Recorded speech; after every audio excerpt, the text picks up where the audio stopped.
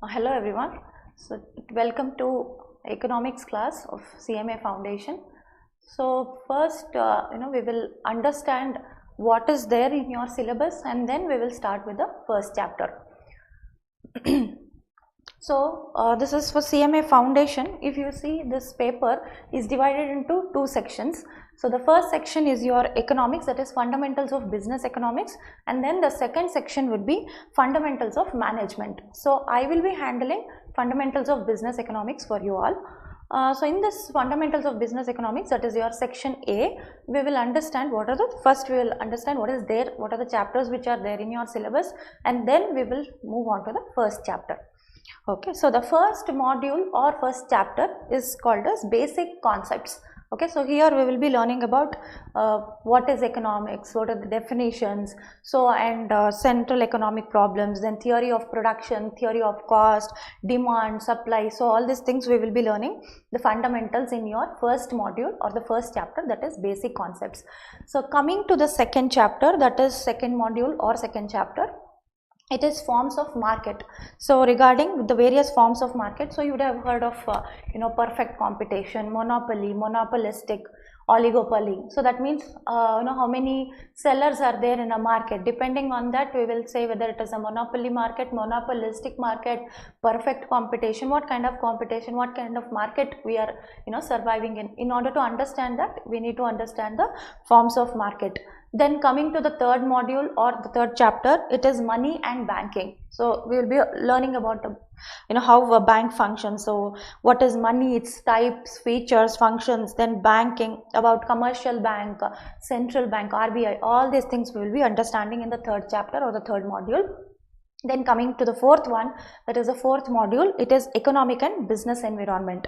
So that is about see, the first thing what we will be learning in this module or the fourth chapter is, see, first what we have to understand is a business cannot function in a vacuum. Correct? For business needs, it's like how we human beings, we have our own environment, same like that only. Even the business functions it is surrounded by its own environment. So see, political environment we are having, then societal environment, then technological environment. So many environment are there that is surrounded by a business. So which by looking at all those environments, the business will function. That is, if there is a sudden change in the technology, you should always be aware of your technological environment. So you should be aware of the political changes which is happening, how is our economy. So all these things you should understand. So just like that, I can't take some business decision and start doing the business. So it is like, when you are doing the business, you should be knowing in what kind of environment you are in. So business cannot function in vacuum. It is surrounded by its own environment. So those things we will be learning in our fourth chapter or fourth module, as given in your study material. So basically in this fundamentals of business economics, you are having 4 chapters.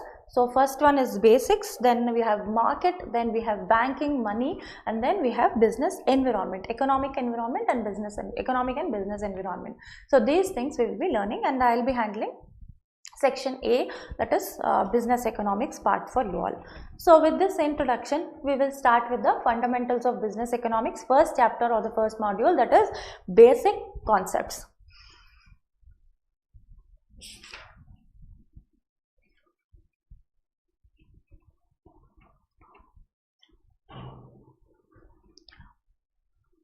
So mainly if you observe in this chapter on this module, mainly we will be learning about demand, supply, then theory of cost, theory of production. So before getting into the actual chapter, we need to understand what is this demand or what is supply or what is economics. Correct? No? So these 3 main areas we will be focusing in this chapter. So first we have to understand what is economics, why we need economics, what is economics, what are the definitions of economics, and then we will be going to demand and supply. So demand is from the point of view of a producer, manufacturer or a seller.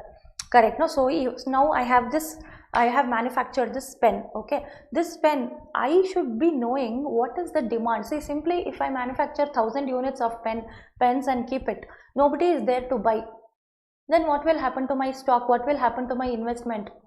correct, no? So everything will go in vain. So that is why as a seller, first I need to understand what is the demand for my product. Whether if I produce or if I sell the product, if I take it to the market, whether there are people who are ready to buy it. So that demand analysis we will be learning. Okay, so that is from the point of view of a seller. So how many people are ready to buy? So that I have to understand. So that is what is there any demand? Then regarding, so the demand, it's not only understanding demand. Okay, people are ready to buy 1000 units of pen, but can I supply it? Can I supply? Demand is whether buyer is ready to buy. So as a seller, I should understand demand also. As a seller, I should understand supply also. And as a buyer, if you are a buyer and I am a seller, you should also be knowing about the demand and supply. So then you can understand, okay, when demand is more, usually the price will be less. So when like that, so that demand and price always will have an inverse relationship. So all these things as a seller or as a producer, if I analyze, then I can decide on how many units I have to supply to the market, what is the demand for my product, how many people are ready to buy. If I supply to the market, how many people are ready to buy. If there is nobody, not even a single buyer is ready to buy, then what will happen to my demand? So nobody is ready to buy, then there is no demand only. Without understanding the demand, if I simply supply 1000 units of pen, everything will go in vain. So that is why in order to understand that, we need to understand the theory of demand and theory of supply. So that will be anyway in detail when we go to the chapter we will understand, but just I am giving you a brief idea about it. Okay, that is about demand and supply. Then theory of cost and production. So cost and production is basically theory of production. What we are learning is, we will for 1 unit of input, see, production is basically what you will be using inputs and you will be manufacturing the output, or you will be producing the output. So it can be anything, so it can be providing of service or actual manufacturing. Like for example, if you are a chartered accountant or a company secretary or a CMA. So if you provide services to your clients, they will give you raw data, you will prepare financials or you will prepare a certificate for them and you give it to them. So all these are what you are taking some input and you are producing an output. So this is about production. So in theory of, if you understand or if you properly apply the theory of production, what happens? For less input, your wastage will be reduced and efficiently you will be producing, and without much wastage your output will be maximum. That is what we are understanding in theory of production. So theory of production is nothing but 1 unit of input should yield you maximum possible output without much waste. See, I can't tell there will be no 100% no wastage only. That is not possible. Okay, 100% no wastage is not possible, but there should be a minimal wastage. Efficiency should be increased. So that is about production. Input and output relationship, what we will be understanding, that is about, that is a production.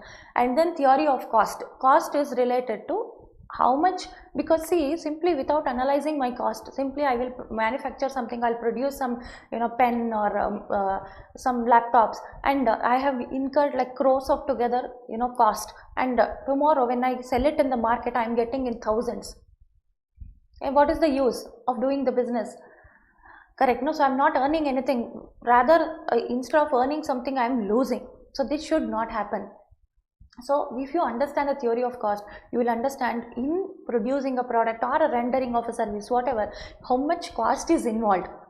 There is fixed cost, there is variable cost, there is semi-variable cost. So what kind of costs are involved, and how much, what is the per unit of price, if I charge, what is the price if I charge, what is the amount I am going to get, or what is the cost I am going to cover, how much profit I am going to get. See, for example, if my cost is 10 rupees, without properly calculating the cost, if I sell the pen for 8 rupees, then what is going to happen? I am incurring a loss of 2 rupees. So if I properly analyze and understand the cost theory, it helps me in fixing the price and getting a proper reasonable amount of profit. So that is what we all want. No, simply doing the business and incurring losses, nobody wants. So cost is basically that, understanding how much cost is involved, for producing a product or for rendering a service. What kind of costs are involved? Some are fixed, some are variable, some are semi-fixed or semi-variable. So what kind of cost is involved? So if I analyze and understand for manufacturing a product or for rendering some service, how much cost or what cost is involved, easily I can fix the price, so that I can add a reasonable margin of profit, and then I can fix the price so that I won't incur losses. So for understanding all these things, we need to understand theory of cost. So these things we will be discussing in the first module or the first chapter. So with this introduction, we will start with the first one, that is the fundamentals of economics.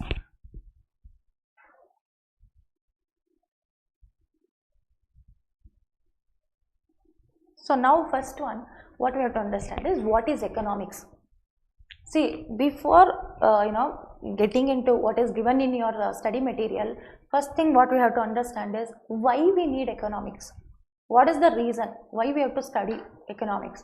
That is, always remember, as human beings, our wants are unlimited. Our wants are unlimited, but to satisfy the wants, the resources whatever we are having, that is always limited. See, if take for example, it's your birthday. Okay, today is your birthday. So your parents have given you 5,000 rupees gift. Okay, so you have, today is your birthday. So your parents have given you 5,000 rupees gift. So in this 5,000, what and all you can think? First thing, a small trip you can plan, correct? Or you can take your friends to a good restaurant, or you can buy some clothes, some shopping for yourself. So all these things, you immediately get the idea of all these things, correct? No, so you can go to a trip, go on a small short trip, or you can go to a restaurant, you can go and buy clothes for yourself. So many are there, correct? No, but you are having only rupees 5,000. So in this, what we are doing is, see, all the three you can't satisfy, correct? No, so if you are having 5,000, either you can go for a trip, or you can buy clothes, or you can go for a dinner, or maybe one or two wants you can satisfy. Maybe you can go for a dinner and buy some clothes. All the three definitely you can't satisfy within 5,000 rupees. So now what does it mean? That means, as human beings, our wants are always unlimited. Even instead of 5,000, even if your parents give you 50,000, then also you will be having so many other wants. You want to buy an iPhone for yourself, correct? No, so then that whole 50,000 will go. No trip, nothing. You will buy a phone.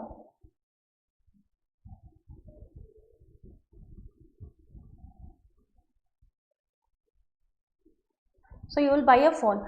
So in this situation, so just this is a simple situation wherein now what we will do, or what you will do, you will prioritize everything. Now only you can't satisfy all the wants, correct? No, so you will prioritize. If you need clothes, you go for it. Or you want to go on a trip, maybe you have studied like for since 6 months you are studying day and night, like 10 hours, 12 hours you are working hard. So you want to go on a trip. Okay, that you can do it. Okay, so but the thing is, you can't, one thing what we have to understand is, all the wants at a time you can't satisfy, correct? No, so now what you will do, you are prioritizing. Okay, we will consider priority. First priority is your trip. Okay, first priority, you want to go on a trip. So now this is your first priority. So how did you understand this is your priority? So this is what, in this 5,000, this is what I have to do. So because you can understand the situation, and you can analyze, and you can prioritize the things. So now you have prioritized, and you said, okay, in this 5,000, first let me go for a trip.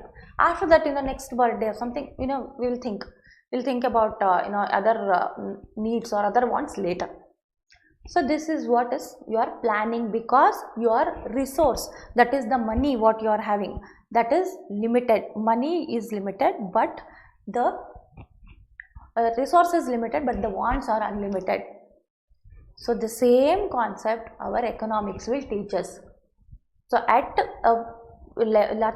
nation's level, or maybe at your production, maybe manufacturing unit, or maybe when you are rendering a service. So whether at your professional level or business level or in the nation's level, this is what economics will teach us, because daily we are doing this economics only. We may not know this is what is economics, we will not know, but that is what we are doing daily.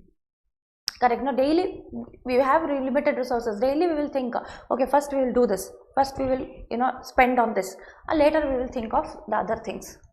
Correct? So this is what economics is all about. So always two points what you have to remember in case of economics. Why we need economics means always our resources are limited. Whatever you do, how much ever you earn, your resources will always be limited. Nobody will tell, okay, I am having so much of money, okay, then now I will sit and happily relax and I will only spend, and whatever wants I am having, I can satisfy all my wants. Nobody will tell that, nobody can say that, because always as human beings, one after the other, our needs or wants will increase. It will never decrease. If you have a small house, you want a bungalow. If you are having a bungalow, you want another one. Then after all those things, you want luxury cars. So like that, one after the other, your needs keep on increasing. It will never decrease, or it will never be satisfied. One after the other, it will, again and again you keep on getting those needs and you have to satisfy. To satisfy, we need resources, which is again limited. So this is what will happen, and this is what we are learning, like, to prioritize. What is priority? Okay, within the available resources, first which need I have to satisfy. So this is what economics is teaching us. So in day-to-day life only, if you observe, I will be applying economics, you will be applying economics. At home, your mother will be applying economics, but you actually don't know that is what is economics. Correct? No, we will not realize this is economics, but that is what we are doing. So that is only economics. Now we will understand what is economics.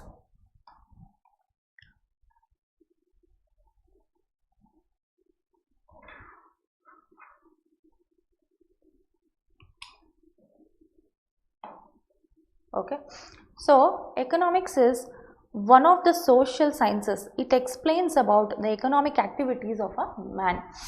An activity which is related to earning of the money and spending of the money is called an economic activity. So what is an economic activity? Economic activity is nothing but it tells you about earning of money and spending of money. That is what is an economic activity. Otherwise, see, if I am rendering services like a charity, that is not an economic activity. So economic activity means you are talking in terms of money. You are working, you are earning money, and you are spending it. So that is what is an economic activity. So almost all people are engaged in economic activities because they all want to earn money. Correct? No, 90% of the people will be engaged in economic activity, except the children and the retired officials. So otherwise, everybody will be doing everybody will be interested or involved in an economic activity, because everybody is having limited resources and unlimited wants. So the main economic problem is to transform the society's resources into consumable commodities by using productive technology. So it is a problem because why this problem arises? Because human wants are unlimited and the society resources are limited.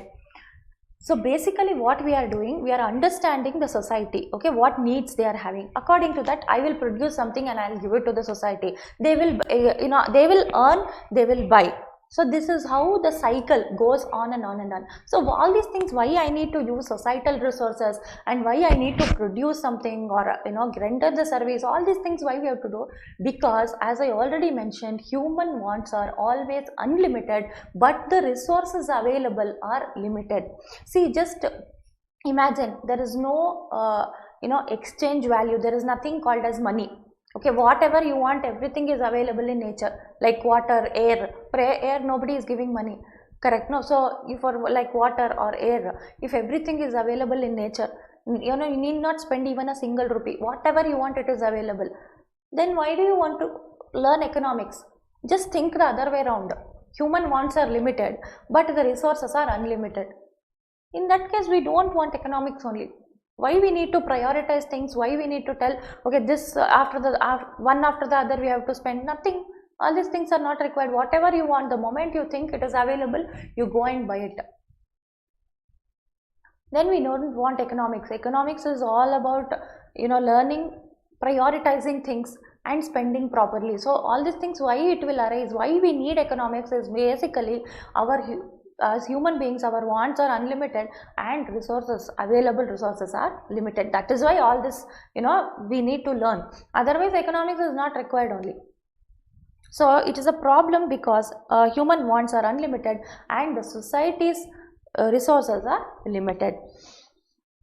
So the main task of economics is to decide how much of which commodities are to be produced for the optimum satisfaction of human wants. So for proper satisfaction of the human wants, what resources we have to use and what production we have to do.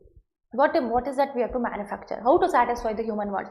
That is what our sellers or our producers, sellers, everybody will be always thinking about that only. Correct? Now if you see in the market daily some new 10-12 products will come. That is in India I am telling. So if you just observe, daily minimum 10 new products will be introduced. Minimum 10 new products will be introduced. Why? Because they keep on analyzing what is the wants of the human beings as of now in this area, in this particular country or in this locality, what is the need and what they want. Okay, accordingly I will give, so that they will buy. Correct? No? So this is about a human want. So the firm and households are the basic economic entities in an economy, and the firms are production units and households are consumption units.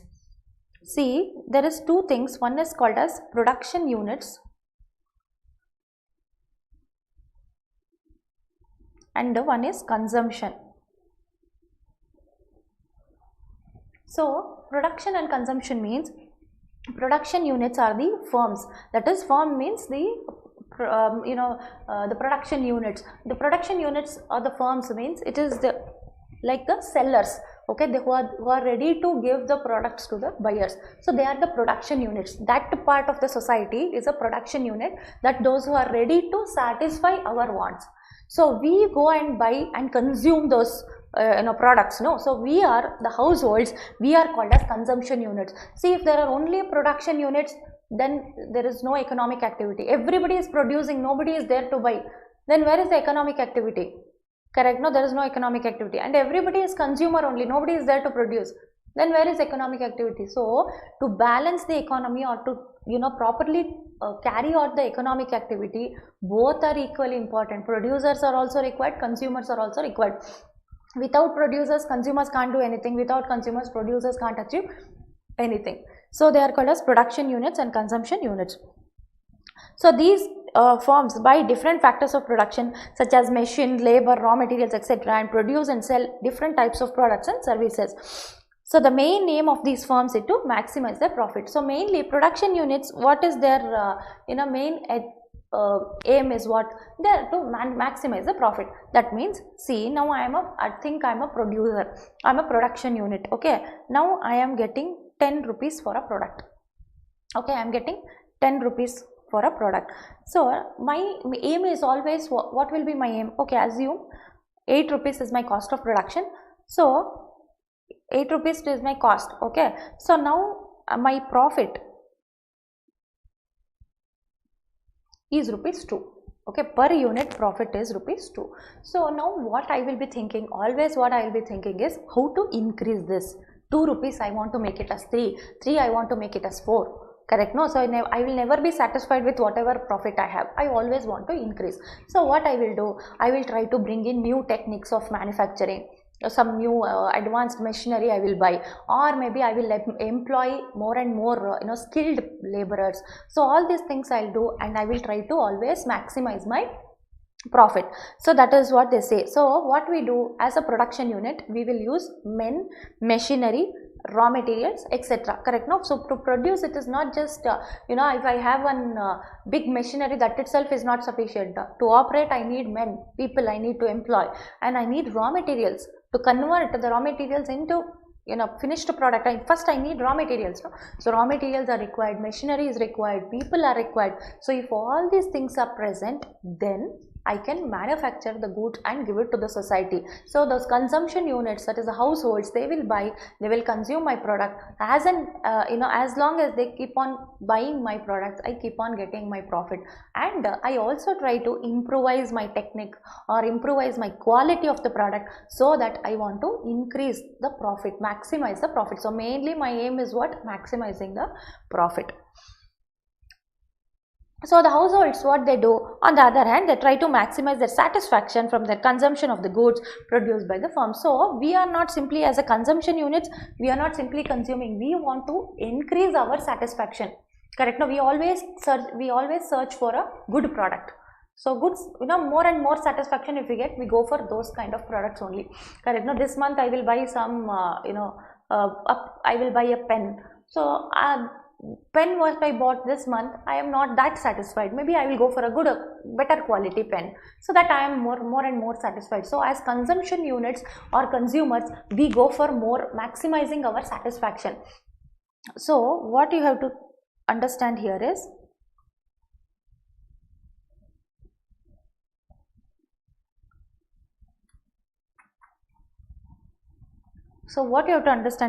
as consumers, we are thinking about maximizing our satisfaction. Then as producers, they are thinking about maximizing their profits.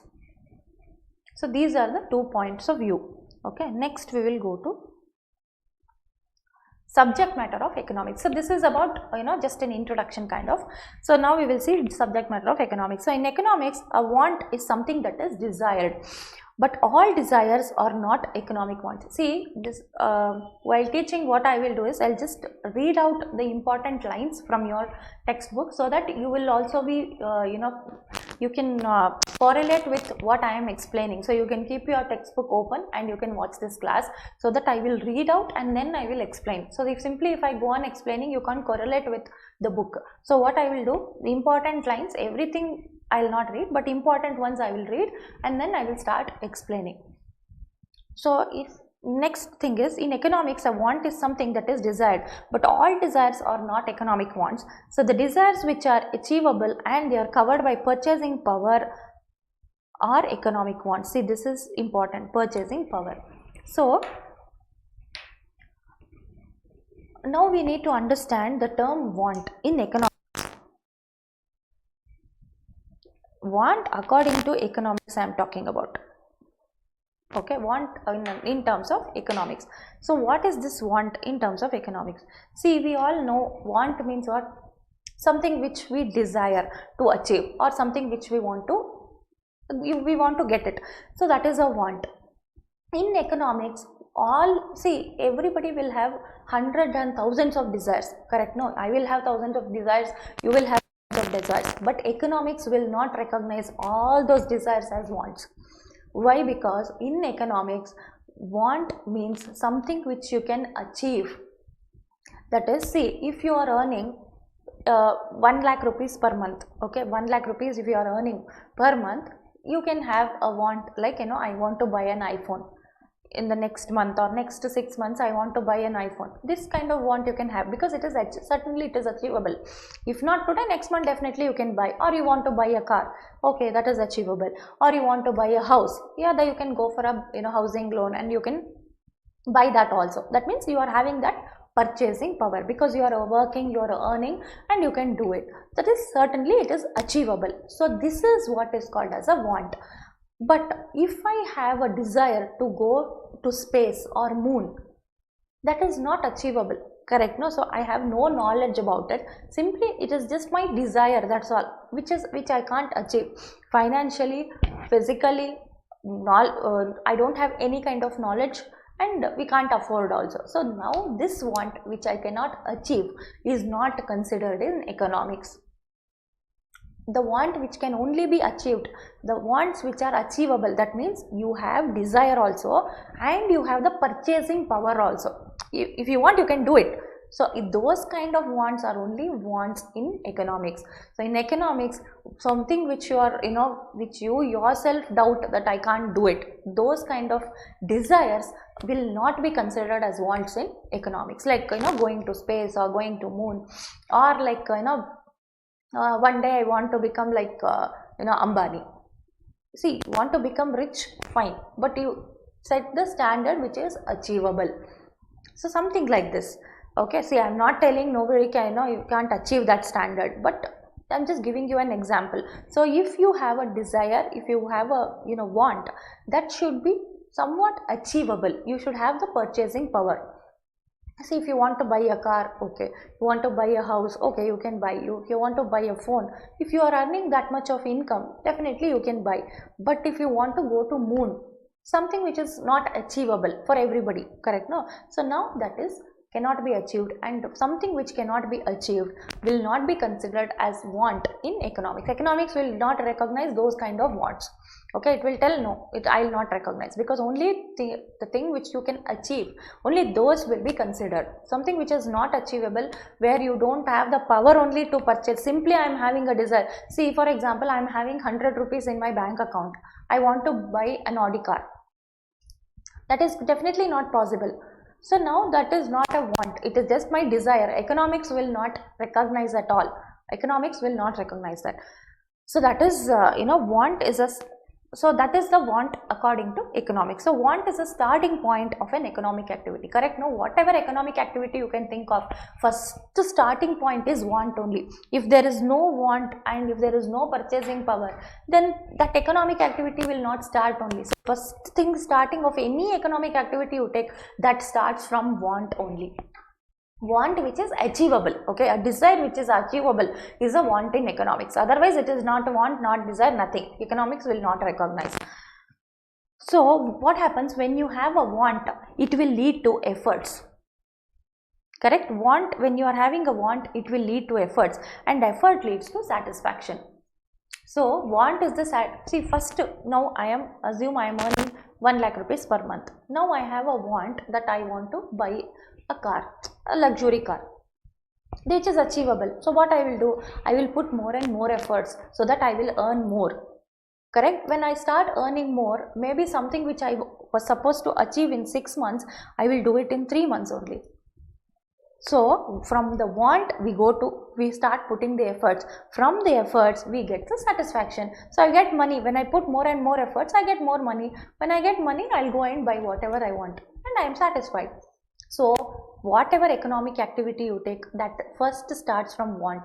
If you are 100% satisfied, you don't want anything in life, you don't want to buy anything, you don't, everything, whatever you want to have, then where is why economic activity? Why you need to sell something? Why you need to sell, or you need to work somewhere, earn money? All those things are not required only, no?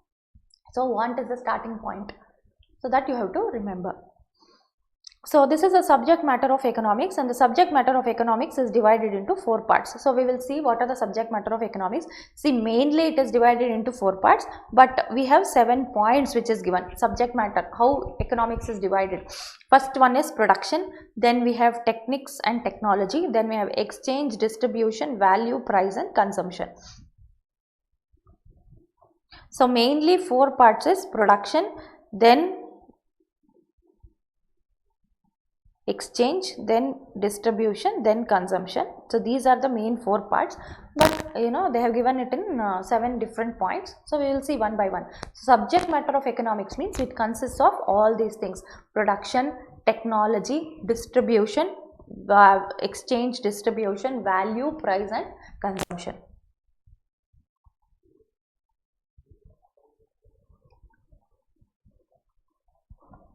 So first we will understand what is production. Okay, so production is, in economics, production involves creation of goods and services. See, this is important, creation of goods and services by using resources.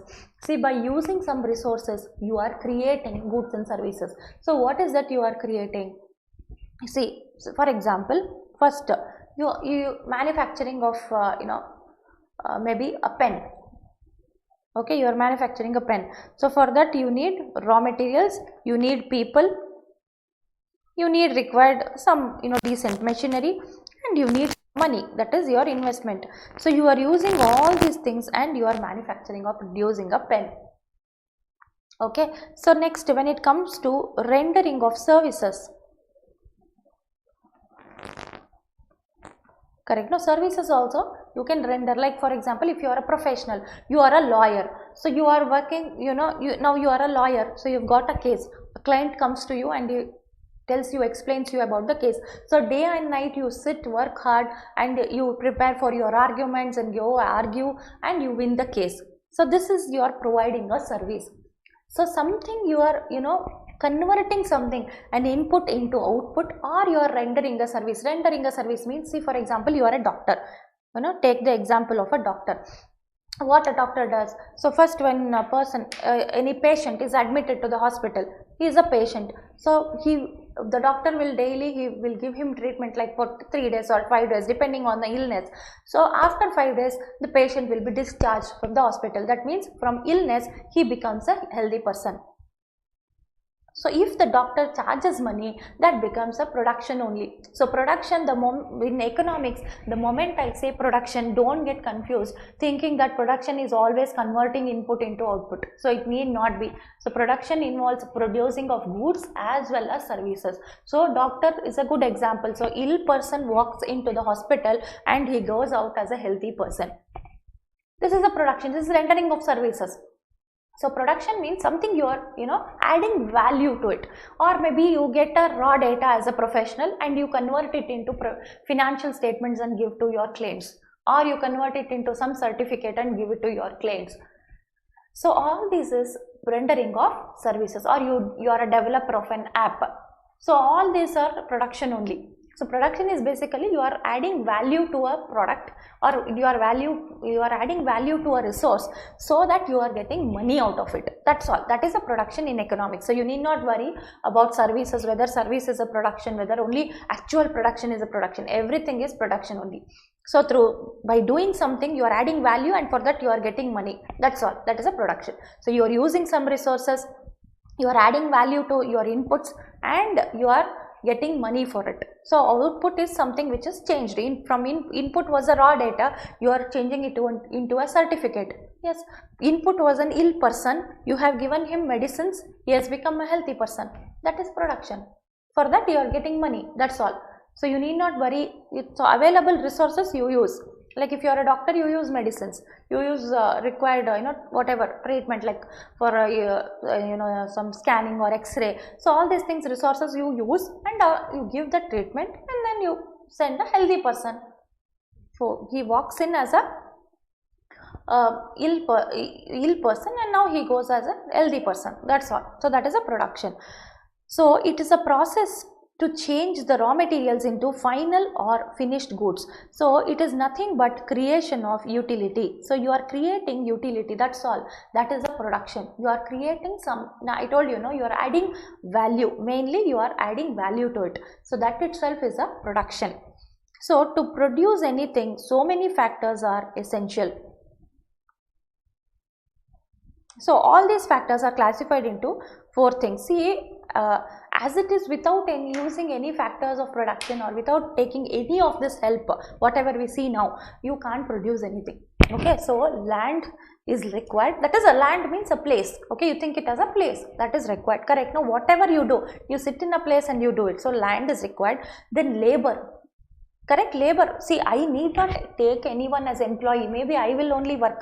I am working alone, but I am a labor. No, my labor I am putting, my efforts I am putting, my skill I am putting. So that is labor. So land required, labor required, capital, some amount of investment we need, and then organization. Bringing all this together. Organizing all this together. So that's an organization. So all these 4 must be present, and with this you can produce anything. So it can be production of a product, or it can be rendering of a service. Both are included in production. So basically what you are doing, you are adding value. So that is production, adding value, and for that you are getting money. Only this you have to remember, that is a production. Okay, so next we will go to technique and technology. Sorry.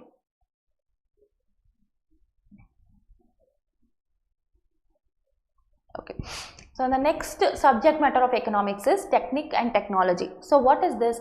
Technique is defined as the ratio in which inputs are combined together to produce one unit of a product. So technique is, see, for example, I want to produce a product, okay, I want to produce some spare parts of a car, okay, spare parts of a car. So for this I need 2 units of raw material, okay, raw material A, I need 2 units to produce 1 unit of B. So my final product is B. To produce 1 unit of B, I need 2 units of A. This is the technique. This is the technique. How much inputs, in what ratio, 1:2, 2:1 or 3:1, in what ratio you need inputs to produce certain amount of output. So that is your technique or technology. So technique is defined as the ratio in which the inputs are combined together to produce 1 unit of a product. So for example, if capital K and labor L are used in the production process, that is 1 unit of K is combined with 2 units of L to produce 1 unit of a product, that is K is to L is equal to 1:2. So how much of raw materials you use in order to get a product? So now I have just told you about a raw material. So here they have also used, capital, labor, everything. So like for example, A 2 units you need and 1 skilled worker unit, 1 skilled labor and 2 units of raw material A. So if you combine these two, you can produce 1 unit of B. This is my finished product. So in order to achieve this finished product, I need 1 skilled worker and 2 units of raw material A. So this is the technique. That means to achieve an output, 1 product, 1 output, 1 unit of output, what and all I require, how much capital I need, how much labor I need, or how much raw materials I need. So all these things is only called as technique or technology.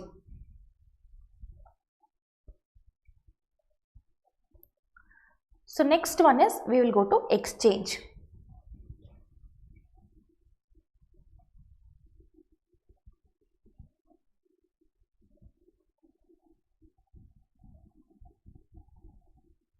Okay, so exchange is when 2 individuals bring their product for trading purpose in the market. Such act is called exchange when trading is complete. In olden days, goods you exchange for goods, and which is called as barter system, but this system is inconvenient, and now exchange is through money. See, exchange is nothing but I am selling something, so I am selling some goods. So for that, in order to buy my goods, in exchange, what is that you are giving? See, if I am giving some goods for you, if I am giving some goods for free, that will not come in economics at all. Okay, so first you have to understand there is exchange value, money is there. Okay, because in olden days, if you see, there was something like barter system. Okay, I will give you 2 kgs of ragi, you give me 1 kg of rice. I will give you 2 kgs of wheat, you give me 1 kg of rice.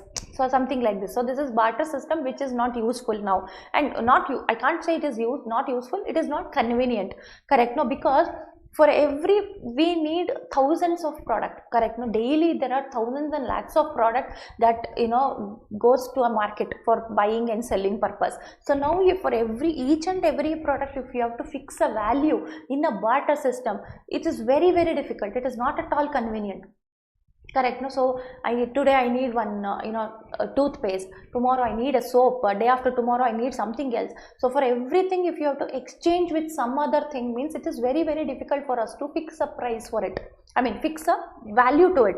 But if it's a money, we can easily, money is very good, the common medium of exchange. So if it is money, I can tell this costs 10 rupees, this costs 5 rupees, this costs 100 rupees, like that. It is very easy. So that is why now barter system is very much inconvenient, which we are not using. So we are using money as a common medium of exchange. See, whatever you want you buy, whatever you want you sell. Common medium of exchange, what is that you are exchanging for the product is money only. Medium of exchange is money. So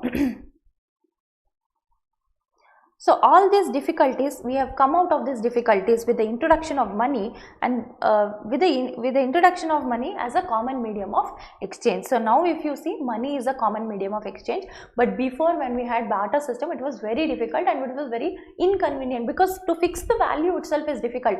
See, now I can easily tell, because it is money, I can tell it is 15 rupees, it is 10 rupees, or it is 10,000 rupees, like that. But if you have to tell, like I have extra rice, like I have 50 kgs of rice, I want something, I want a phone, who will give me? How can I fix this phone is, which costs, this phone is equal to 25 kgs of rice. You may not need rice, no, you are ready to sell the phone, but you don't want rice. Now what to do? So this is, this was very much difficult at that time. In olden days, there was no common medium of exchange like money, but now that money is introduced, it is very, very easy for us to exchange. Everything has a value in terms of money. So that is one more subject matter. So if you observe, we have completed 3 subject matters. So the first one is production, then we have techniques and technology, then we have exchange. Now we will go to distribution. So distribution means sharing of income among the factors of production. So distributing is, you see, you have factors of production, no, that is land, labor, capital, organization. So organization, or you can consider it as entrepreneur. So if I start the business, I am the entrepreneur. So distribution is, see, now I have manufactured the pen and I have sold it for rupees 15.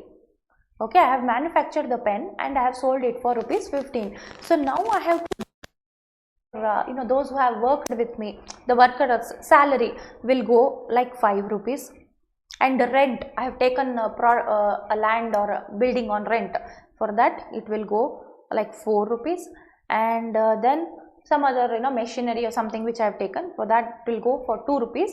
So 5 plus 4 is 9 plus 2, 11. So 11 is my total cost and my profit is 4 rupees. So this is what distribution is. So once you have completed the production and you have exchanged, that is, you have sold whatever you have produced, you get money. So that has to be distributed. It is not like you take employees, you take building or land on rent, everything you take, and happily full amount you will only enjoy. Tomorrow after selling, you will only enjoy the full amount. That is not possible, no. So what you have to do, once you get that money, like 15 rupees I told you in our example. So once that 15 rupees for pen I get, first I have to start distributing it among various factors of production. I have used that resources, I have taken their help, I have taken the employees' help, I have taken the help of my landlord by taking a building on rent. So all these things I have to distribute, I have to give it back to them, and after that whatever is left out, that profit, I will take it as an entrepreneur. So that is what distribution means. Distribution means sharing of income among the factors of production, and the total income which is generated by selling of these products, goods and services in the market must be distributed among the factors of production in the form of rent, wages, interest and profit. So that is, interest is if I have taken any loan, so interest I have to pay to the bank or any financier. Okay, so that later it is profit which I take it like an entrepreneur. So distribution can be of 2 types, one is micro distribution and one is macro. So that we will see later. Okay, as of now we will just understand that there are 2 types of distribution, one is micro and one is macro. Next we will go to value. So this is another important subject matter of economics. So we will understand this value.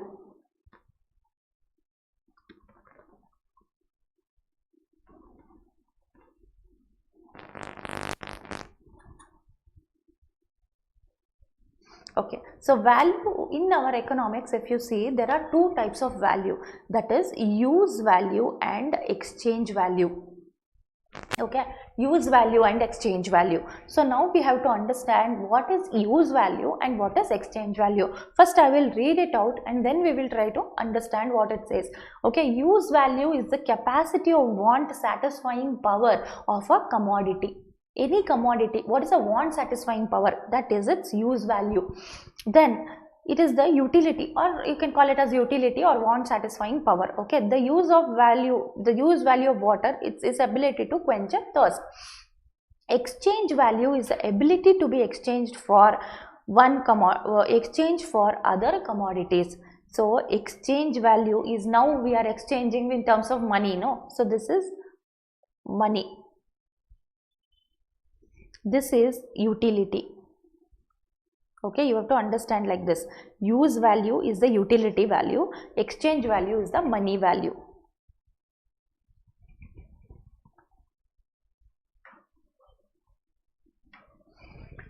So now what is this use value? See, when I am feeling so thirsty, okay, like maybe since morning I did not even get a single drop of water to drink, I am feeling so thirsty. So now if I get a glass of water, it is like, I can tell it's like worth 1 crore rupees. That much satisfaction. I'm not giving you 1 crore rupees. I'll tell, even if you give 1 crore rupees, I'll not get that much of satisfaction what I'm getting now by drinking 1 glass of water. That is the want satisfying power of a water when I am thirsty. But just now, I drank like 4 glasses of water. Again you get 1 more glass of water. That is not giving me any utility. That is not giving me any satisfaction. Correct. So there is no utility value. So use value means at that particular point of time,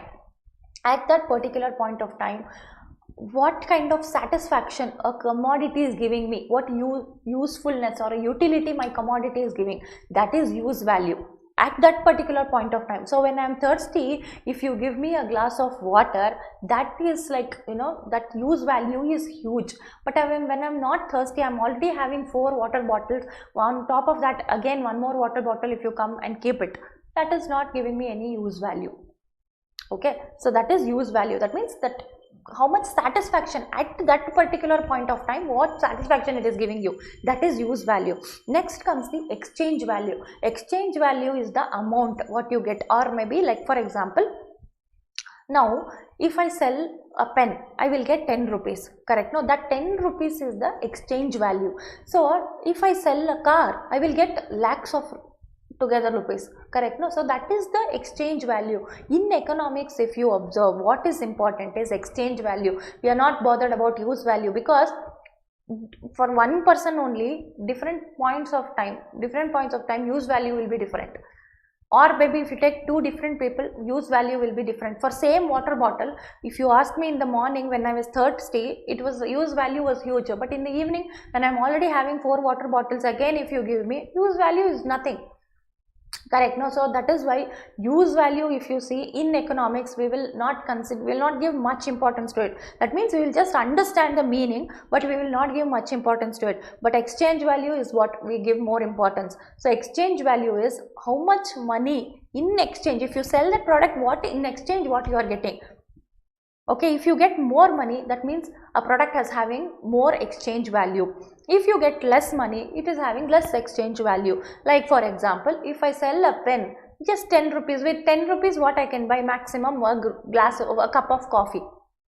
Correct? No. So a cup of coffee I can buy. So it has a less exchange value. But if I sell a car, I will get 2 lakh rupees. Assume I will get 2 lakh rupees. So it has more exchange value. So that is the exchange value and use value. See, the same thing they have given example in terms of barter system, just for your understanding. Okay, so I'll just read it out. See, if 1 kg of rice is exchanged with 2 kg of wheat, so 1 kg of rice you give and you get 2 kgs of wheat, then the exchange value of rice is 2 kg of wheat, correct? No? So this is what I told in terms of money. This is what same thing I told you in terms of money, that's all. So 2 kg of wheat, if 1 kg of rice is exchanged with half kg of apple, then the exchange value of rice will be half kg of apple, and so on. That means if I sell a pen, exchange value is 10 rupees, means I will, by giving this pen, I will get 10 rupees. But if I sell a car, I will get 2 lakh rupees. That means exchange value is more. So in economics, we are mainly considering about exchange value, use value, exchange value, meaning we should know, but mainly we are considering about exchange value, because that is how we can calculate what is the value of a product. That is how we will calculate the value of the product, by telling, see, if you sell this product, this is amount you are getting. Okay, so that is important in economics, exchange value. So next we will go to price. So price of a commodity is the amount of money which is exchanged for 1 unit of the commodity. So price is amount of money, that we all know. So See, value we are calculate, how to calculate value is given in the previous point. Here we are mainly talking about price only. That means, so for a pen I will give 10 rupees, means that is the price of the product. Money, in terms of money I am telling this is the price you have to pay. In terms of money I am telling this is the price you have to pay to get a pen. Okay, price of a commodity is amount of money which is exchanged for 1 unit of a commodity, and it is the exchange value of the commodity in terms of money. This is what I told. Exchange value. Exchange value of the commodity in terms of another commodity may or may not change even if the price of the commodity changes. For instance, if both price gets doubled, exchange value between the two commodities will remain unchanged. If the price of other commodity does not change by the same proportion, the exchange value will of course change. So what does it mean? That means, see, for example, now pen is costing me rupees 15. Okay, pen is costing me rupees 15. So assume this pen you will buy from me and you will sell it for rupees 20. Okay, so now you will buy a pen from me for 15 rupees and you will sell it for 20 rupees. That means what? 5 rupees profit you are getting. 5 rupees profit you are getting. So now I'll give you another instance. Okay, now I increase the pen value by 20 rupees. You are buying for 20. Before you used to buy, earlier you used to buy for 15 rupees, but now I increase the pen value like 20 rupees. I have made it as 20 rupees. Okay. Then you are selling that pen for rupees 25 now. Did it change your profit? What is your profit? In the first situation, your profit was rupees 5. In the second situation, also your profit is 5. So sometimes what happens is, when the exchange value of both the commodities changes, that means what you are selling, what you are buying. So both the commodities, if the exchange value changes, then that means price is also increasing. You are buying by giving an increasing price and you are selling by charging a higher price. You are selling at a higher value, buying at a higher value. So exchange value will not differ. Correct? No? See, you have bought it for 15 rupees. You bought it for 15 rupees. You sold it for 20 rupees. Fine, you are earning 5 rupees profit. Now I increase the price of pen to 20 rupees. From 20, you are selling it for 25 rupees. Your profit remains unchanged. Even though there is a change in price, because selling price, buying price, both the prices are equally changing. So there is no change in the value or what ultimately what you are getting, that there is no change. But if there is a situation where I increase my price to rupees 16 and you are selling at 20 rupees only, that means your profit has reduced from 5 to 4. Your profit has reduced from 5 to 4. Here that there is a change. That is what they are trying to tell. So sometimes what happens is, both the selling, buying, everything changes in the same manner, then the exchange value ultimate effect will not differ. Same thing, before also 5 rupees profit only, now also 5 rupees profit only. That is not changing your position. Same profit you are earning. But the situation what I told you, just I increase the price but you did not, or I decrease the price, you did not. In this situation there is a change in the ultimate effect. So that is about price. Okay. So next we will understand something about micro and macro distribution.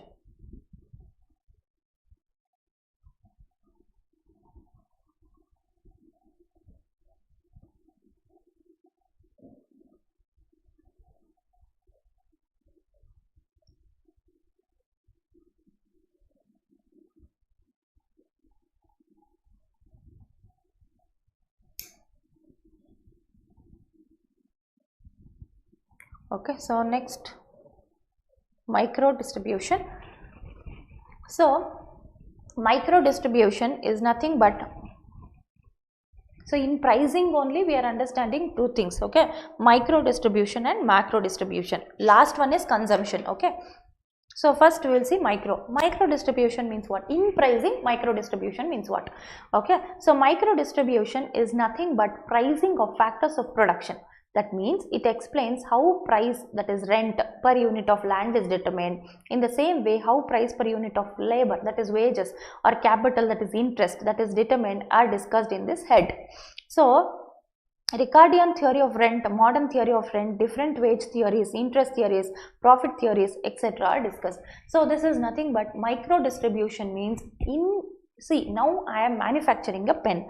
For manufacturing a pen, I have taken a building on rent. So how rent is calculated? For this, only this business, how rent is calculated, how much I am paying, then how much I am paying to workers, wages, what I am taken loan, so how much interest I am paying, and at last how much profit I will get. So this is micro distribution.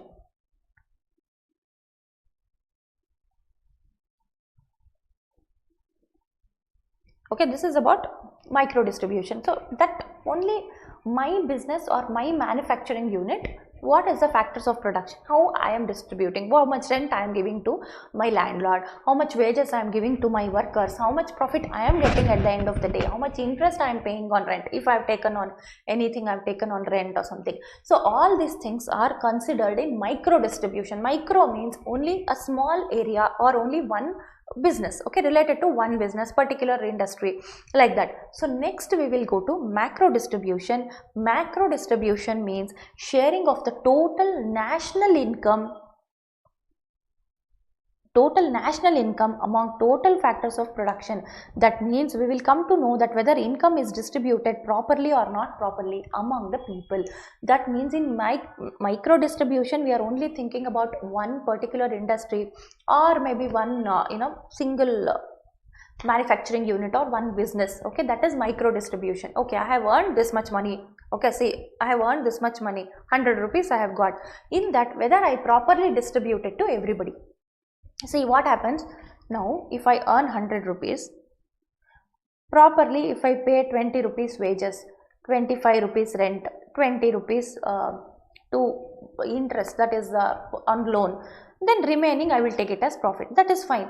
But 100 rupees I earn and day and night workers are working in my office, and 1 rupee I will pay wages, 2 rupees I will pay interest, 3 rupees I will pay rent, remaining full 90% profit is mine only. This distribution is wrong, no? We will only understand which is correct or not.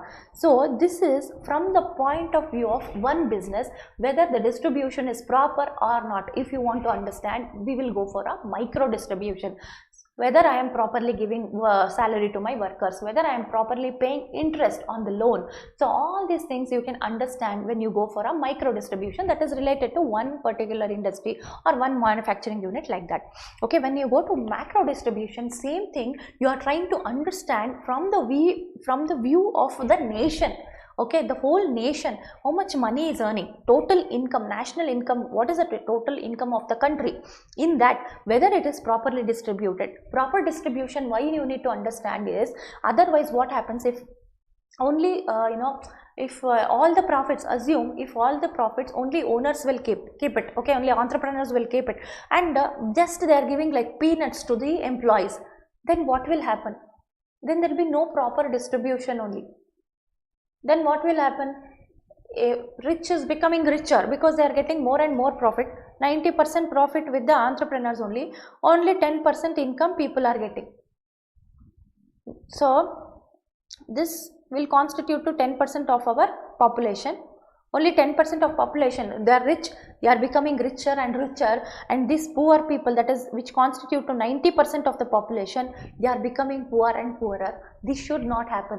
So in order to understand that, this macro distribution is very, very important. So you need to understand from the point of view of a nation, whether there is properly they are distributed or not.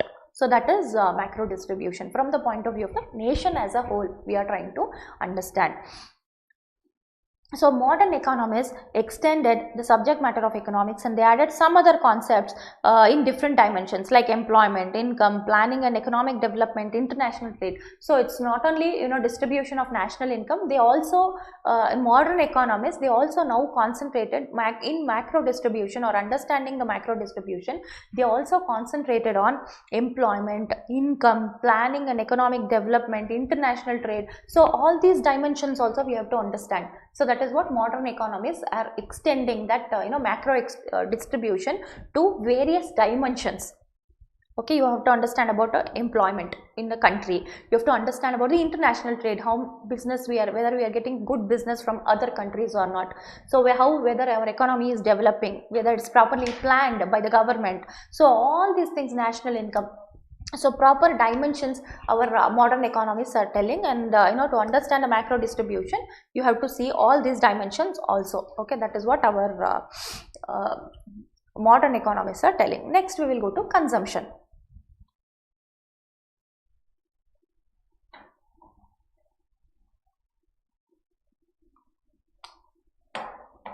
Okay, so next in consumption, the last one, that is the subject matter of in subject matter of economics, the last one is consumption. Okay, in consumption, it is an act of using the goods or services to satisfy the wants, correct? Now consuming is what? It is just your satisfaction, satisfying your want, that is consumption. So in economics, consumption is typically defined as the final purchase by an individual. Those are not investment of some sort.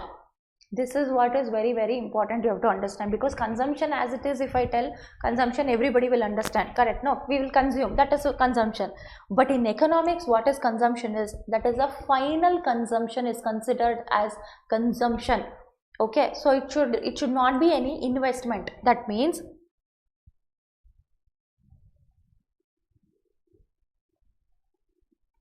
see what happens is, now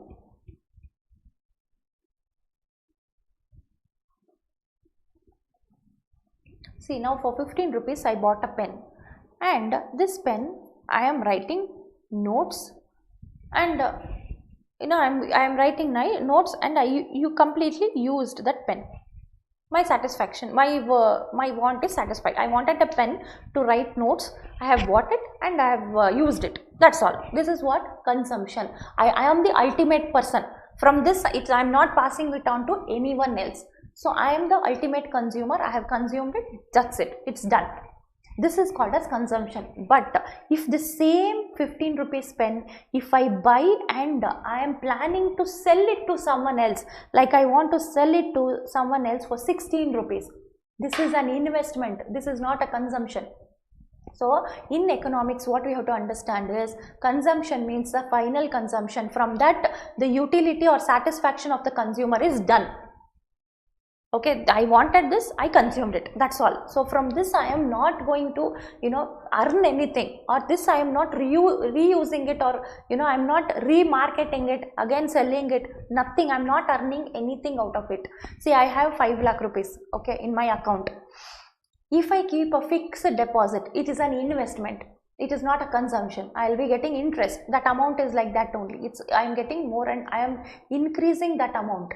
Correct? No, if I am keeping it as an FD, that is an investment. But that 5 lakh rupees I will withdraw from the bank. I will go buy all the necessary things like some a TV, laptop, a sofa set. Everything I will buy and I will clear. That 5 lakh rupees is gone. This is consumption. But if that 5 lakh rupees, if I invest in shares of a company or invest somewhere else or keep it as a fixed deposit, that is not a consumption. That is just an investment. Or that 5 lakh rupees, I will take it and I will start a production unit. That is not a consumption. So from that you are not doing anything else. That is where you put a full stop. You consume it, that's all done. That is consumption in economics. So through consumption, you have to understand the consumer destroys the utility of the commodity.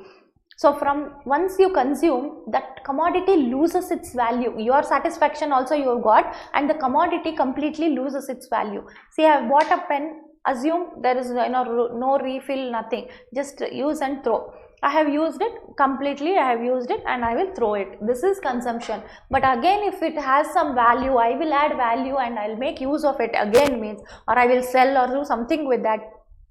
That is not a consumption, that is just investment, because you are trying to increase the value rather than using or destroying its value.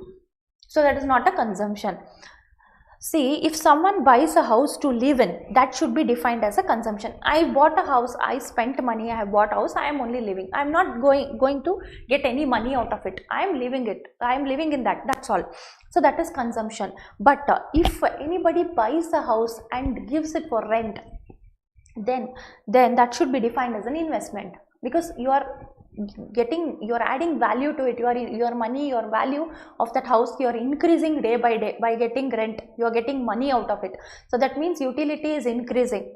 So that is an investment. You should not consider it as consumption. Consumption means from that point onwards, the moment I say it is I have consumed it, from that point onwards there is no utility or value for that product. That is consumption.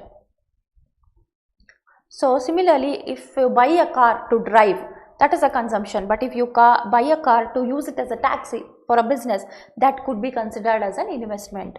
So in short, the reason for the purchase determines whether something is viewed as an investment or a consumption. See, there can be we have seen same products, no, that can be used as an investment also, that can be considered as a consumption also. So depends upon for what purpose you have bought the product, we can decide later whether it is used as for a consumption or it is used for an investment. Okay, next we'll go to definition of economics.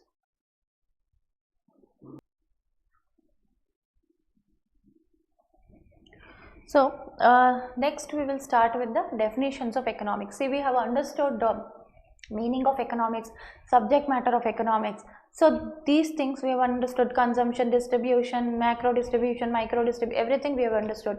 Now we will go to, and economics to some extent, just meaning also we have understood. Now we will go to different definitions of economics. That means economists, that is those who are specialists in economics, they are called as economists. So these specialists in economics, they have given us the definition of economics. So meaning of economics, universal meaning one we have understood, that is wants are limited, wants are unlimited and resources are limited. So that is where we prioritize things and we take the decision. So that is where we apply economics. That is why we need economics. That is what is economics. This much we have understood, but definition we have to understand. So if you observe, there are many definitions. If you see, if you Google or if you check any book, you get so many definitions. But for the purpose of syllabus or for understanding properly, to get a proper idea about the definition of economics, if you go through these 4 definitions, that is more than sufficient. Okay, so you get a lot of definitions, there is no doubt in that, but these 4 are very, very important.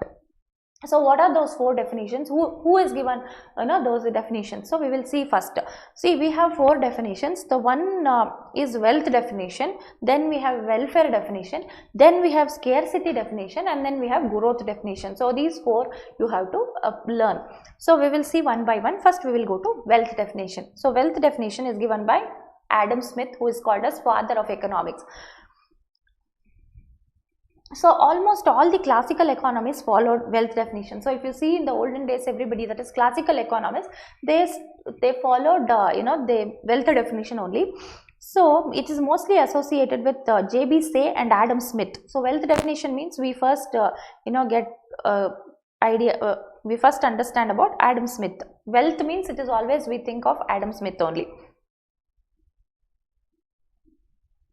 Okay, so Adam Smith is called as father of economics. So he is called as father of economics, and he has written a book, that is an inquiry into the nature and causes of wealth of nations. So that is 1776. So there are chances that you get the questions related to this book name and all those things. So that you have to remember the year, book, everything. An inquiry into the nature and causes of wealth of nation. So that is in 1776. So Adam Smith delinked the economics from political economy and he explained it in a scientific manner. So what is this delinked from De-linked the economics from political economy. What is this de-linked? That means, see, before Adam Smith gave any definition, people used to think that economics means it is only for political economy. Okay, so only those who are into politics, only they should know economics, only they should learn economics. Why we need? So that was the mindset of the people. Everybody used to think like that only. Okay, economics means it is only for politicians. Why we should bother? Then Adam Smith gave a scientific definition, or he de-linked. He said, see, there is no link for politics and economics. Economics is something different. Everybody needs, not only politicians and not only for those who are administering the country, those who are running the country, not only for them. Everybody needs economics. That is what Adam Smith told. So in a scientific manner, he explained what is economics. Everybody had that notion. Okay, economics means it is only for those people who are into politics, those who are politicians or those who are running the state, who are administering the state, only they should know. Then Adam Smith de-linked it. He said, no, what you are understanding is wrong. Everybody, be it a politician or a normal household, or maybe a person who is just an employee, whoever you are, you need economics. Economics is not only for politicians or not only for running a country. For everybody need, for everyone, they have to understand economics. They need to apply the economics. So that he de-linked and he explained the economics, or he gave the definition of economics in a scientific manner. So we will see the definition. Okay, according to J.B. Say, what he said economics is a study of science of wealth. And Adam Smith says economics is the science which deals with the wealth.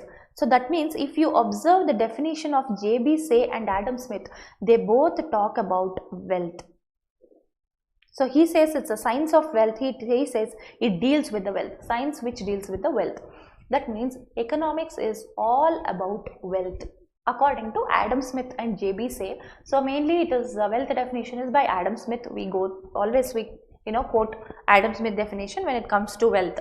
So what they say is it is a science of wealth. So understanding about the wealth of a nation. So see, about everybody is for everybody wealth is important. No, it's not only for the person who is running the country. For you also need wealth. You also need money. I also need money. Everybody needs money. It's not that only for the politicians they need money. Correct? So it is about wealth. Everybody should understand. So that is what he said. Economics is the science which deals with the wealth. Economics is a science. See, it's in a scientific manner he tried to explain economics, and he said it deals with wealth. Okay, so according to the above definition, we see the definition only they have bifurcated into points so that you can understand it in a better manner. So we will see this is according to above definition. This is nothing but analysis of the definition. Okay, this definition whatever we have studied, it's a science of wealth or science which deals with wealth, both are one and the same, almost it gives the same meaning. So that definition they have given an analysis what exactly the definition means. Okay, first point, economics explain how wealth is produced, how wealth is consumed, how it is exchanged and distributed. So according to Adam Smith, first thing is you have to understand, economics is nothing but you have to understand how wealth is produced. First you have to produce wealth, you should have wealth, then consume it, how it is exchanged and how it is distributed. Okay, so that is the first point in definition. Okay, then according to Adam Smith, a man is an economic man, and economics is a science of study of wealth only. That means as human beings we are all thinking about money. We all want money. That is what Adam Smith said. See, economics is all about only money, wealth. That's all. According to Adam Smith, okay, only money, only wealth, achieving wealth, getting more and more wealth. So that is first you should have how your wealth is produced. First how to get wealth, then how to distribute, how to exchange, how to produce more and more wealth, how to consume it. So everything about money only. Okay, wealth is money. And he says man is an economic man. That means we are all, as human beings, any person you take, everybody is interested in money. Economic man. Okay, and he says It's so economics is a science of study of wealth only. Economics means it is only about wealth, understanding about wealth. That's all. Money, money, money. That's all. So that is what Adam Smith showed. This definition deals with the causes behind creation of wealth, and it only considers the material wealth. See, he is not considering anything else. He says how to create wealth.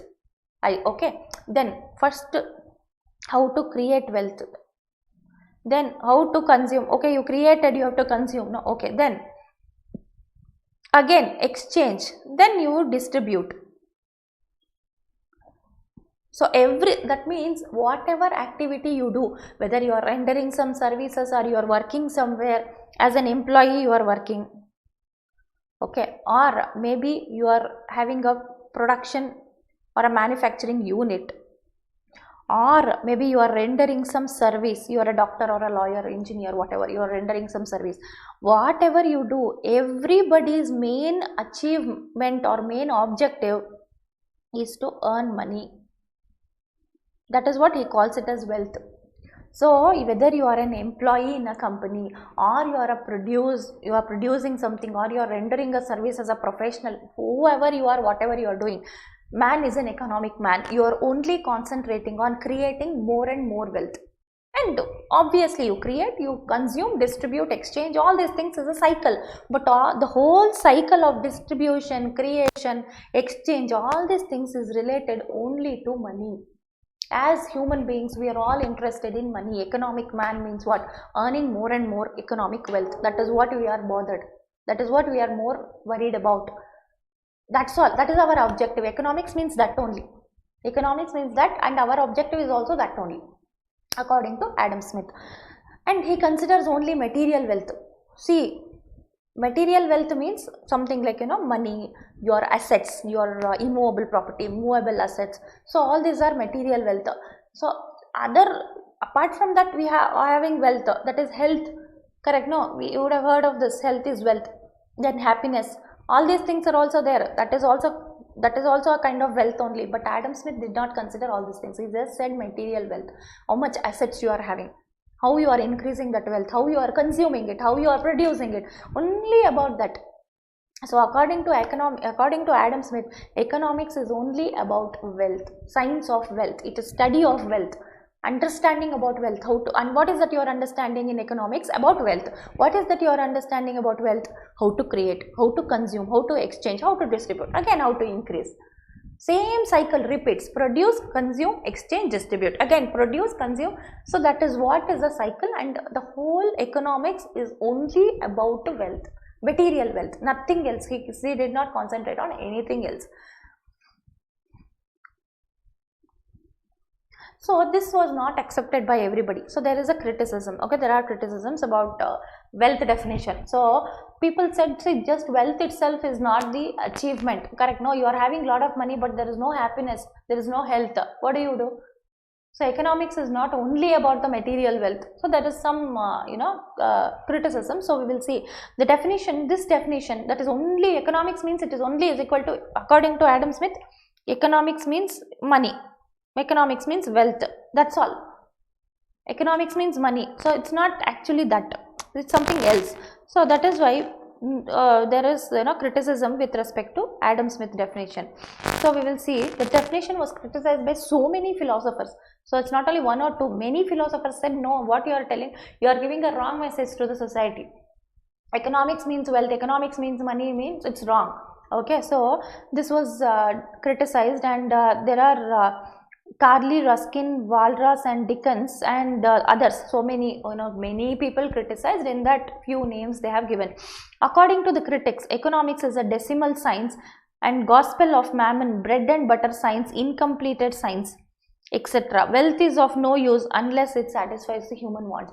See, they said, see, this economics, what you are telling is not a proper science. It is incomplete what you are telling, because economics, if you tell only wealth, that becomes incomplete, because just if you are having money, or only you are achieving towards, only you are going towards achieving money or getting more and more wealth, then you are not satisfying, you are not thinking about what exactly people want.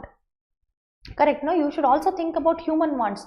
See, for example, if I produce luxury cars, Okay, if I sell luxury cars, so I will get like 50 lakh rupees profit. Assume a car, one car if I sell, I will give 50 lakh rupees profit. But there are people who need education, who need health facilities, but everybody, economics means money, so everybody is concentrating only on producing, manufacturing luxury cars, selling it to rich people. How are you going to satisfy human wants then? If according to Adam Smith only economics means wealth means, everybody will think of increasing their wealth. Then when people need education facilities, when they need health facilities, health care, all these things will not be available only, because everybody is like, one car if I sell 50 lakh profit, two cars 1 crore profit, I will do that only, no? So when you are only thinking about wealth, where you are thinking about human wants, economics is about human wants also, no? It's not only wealth. So wealth is of no use unless it satisfies human wants. Everybody is having lot of money at home. No product what you want, that is not available only. You would have experienced this in COVID situation. You are having money, you can't go out, you can't buy whatever you want. And transportation facility is not available. You can't step out of the house. You can't buy even grocery. You have to go within the fixed time or limited period of time. You have to go, come back, buy whatever you want, necessaries, and you come back. So if this is the situation with just money, everybody is having crores of together in bank account, no satisfaction of human wants only, then what is the use of wealth? That is not proper economics. That is not science, nothing. So that is what it was criticized. Don't give that kind of message to the people. It's not only wealth. So not only in terms of money you can tell economics means money only. Then what is the use? Human wants, how you are going to satisfy? So this definition is not of much importance to man and his welfare. So they said, see, welfare of human beings you have completely not considering only. As a human being, your welfare is also important, no? Your happiness, society, how the society is functioning, all these things are also important, no? When you are not happy only, you have a lot of money, what do you do with that? But if you see Adam Smith definition, completely it is not considering what is required for people, welfare, good of the people, good for the society, nothing. Just money. It's certainly concentrating on money. So that was the next criticism, that is this definition is not no much importance to it. This definition is not giving importance to human beings, only to money it is giving importance. Human being, his welfare, his health, what is good, what is not good, nothing, only money. So that is wrong. So that was criticized like that. Okay, next we have welfare definition. So this definition is given by Alfred Marshall. So he was a follower of Adam Smith. He wrote a famous book. He was also a follower of Adam Smith, but he did not completely accept what Adam Smith told. He wrote a famous book, Principles of Economics or Principles of Political Economy, in 1870. So in 1870 he wrote a book, that is Principles of Political Economy or Principles of Economics, both are the same. So he gave another definition of economics. So what definition he has given? He says economics is a study of mankind. See, understanding the human being itself is economics. Study of mankind in ordinary business of life, in the normal course of life, you are understanding the man, you are understanding his needs, you are understanding the society. That is economics, not just money. Okay, economics is a study of mankind in ordinary business of life. It examines that part of individual and social action. See, he is concentrating on the person. Okay,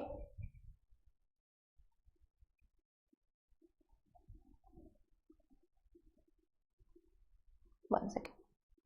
So individual and social action which is most closely connected with the attainment and with the use of material requisites of well-being. So he is considering individual as well as social action. That means what is good for the society, what is good for a man individually, those things you have to consider. That is economics, not only money. Okay, so which mostly connected with the attainment and use of material requisites of well-being. That means, see, in order to get my welfare or well-being, that is, I have to be happy, I have to be healthy, that is my well-being. Whatever is good for me, that is my well-being. So for my well-being, whatever products I use, whatever the products I sell, I use, I consume, what that is economics. That means economics is going towards achieving the welfare of the people. That it's not only money. It's about understanding the man and understanding the society and achieving. See, whatever you want, you sell, you make money out of it. Alfred Marshall is not telling money you completely ignore. He is not telling that. But money is important, but not to that extent where you are only telling only money itself is economics. Economics should not be like that. So economics should be, you know, you for your daily business, your day-to-day living, you are earning, you are selling something, you are buying something, all those are fine. But ultimately economics means it should achieve the well-being of a person. That means whatever is good for the public as an individual as well as for the society, that is economics. So that means, see, for example, now I told you, no, we need education facility, we need healthcare facility, but I am only producing alcohol. So in this situation, what happens? Only alcohol, okay, alcohol or cigarettes, cigars, alcohol. So these things, I am only selling these things because I get more and more profit. This is not what economics is teaching us. This is wrong. Okay, this is not economics is teaching us. So this is wrong, and you have to think of what is good for the society. Correct, no? So if a person consumes alcohol or a cigarette, then that is wrong, that is not good for his health. So that kind of production we don't want, that kind of earning of money we don't want. You have to think, you give more and more education facility, healthcare facilities. Even if you get a little less money also, it's okay, but you are thinking about well-being of a person. That is economics. Attaining the well-being of the person is economics. So he's not telling money completely not required, only money is required, but money itself is not economics. Economics is mainly well-being. First, how you are achieving money or how you are getting that wealth, that should be for welfare of the community, welfare of the society, welfare of the public. So if it is not good for the public, and if I am simply selling alcohol and cigarettes and if I am making money, that is wrong. That kind of economics is not economics only. That is what Alfred Marshall says. So economics is a study of mankind in the ordinary business of life. It examines that part of individual and social action which is mostly connected, closely connected with the attainment and with the use of material requisites of well-being. See, you are using material resources, you are earning money, all these things I will also understand, it is important, I know. But economics is on not only without considering what is good, what is bad for the society. Simply earning money is economics, means everybody will produce alcohol, everybody will sell cigarettes and they will make money out of it. Or I told you, like luxury cars, when educational facility is required, that we will not give. Only luxury cars I'll produce, or only luxury goods I'll produce. I will sell in less quantity and I'll make huge profits and I feel happy. This is bad for the society, no? 90% of the people require education that I am not providing only. This becomes wrong. So that is not economics. Economics is not only money. Economics is something else. That is, you are earning money also. You are using material resources. You are using money. But how you are using money or how you are earning money is by keeping in mind welfare of the people. Whatever is good for the public, that you are doing. That is economics. So according to Marshall's definition, economics is one side study of wealth, on the other and more important side is the study of man or his welfare. That is what I told. Alfred Marshall did not tell full, you should not concentrate on money only. Economics is not money. He said yes, important, correct. Money is also important. Earning money is important. Getting more and more profit is important. Well, that is one part of the story. Another part of the story, or the important part of the story in understanding what economics is welfare of the people. Welfare of a man, what is good for him, what is good bad for him, what is good for the society, what is beneficial to the society, what is not, what is beneficial for an individual, what is not. Thinking that after that you produce, you earn money, that is okay, but without thinking that the important part only you are leaving, what is good for the society you are leaving, what is bad for the society you are leaving. You are not understanding that only about money. If you think, then you can't achieve. You can't achieve properly, and it is not economics. It's not proper economics. So that is what I told. So it's one side study of wealth, on the other and more important side is welfare. So now we will see what are the main points in this definition, analysis of the definition. How we saw analysis for Adam Smith definition, in the same manner we will see analysis for Marshall definition also.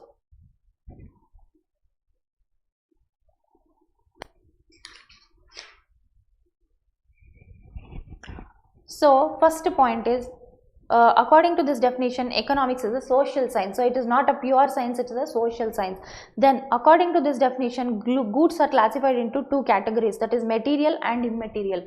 See, material goods is which earn money, like so that material goods is like the jewelry what you buy, or a house or a car. So all these are material. Immaterial is your health, happiness. So what is good practices? So those are immaterial. So according to Marshall, economics is a normal science.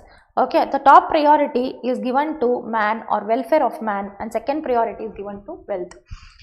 See, normative, there are two types of sciences. One is we have positive science and one is normative science. Okay, so in positive science, if you take, what happens is, it just says this is what it is.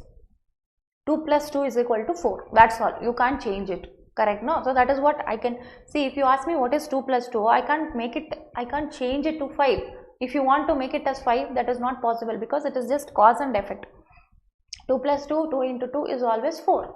It cannot be made as 8, or it cannot be made as 5, or it cannot be made as 3. That is not going to change. That is positive science. As it is, I am telling, this is what it is. Normative science or a normal science means what happens, I will tell this is how it is, but we can make these changes so that we can achieve this.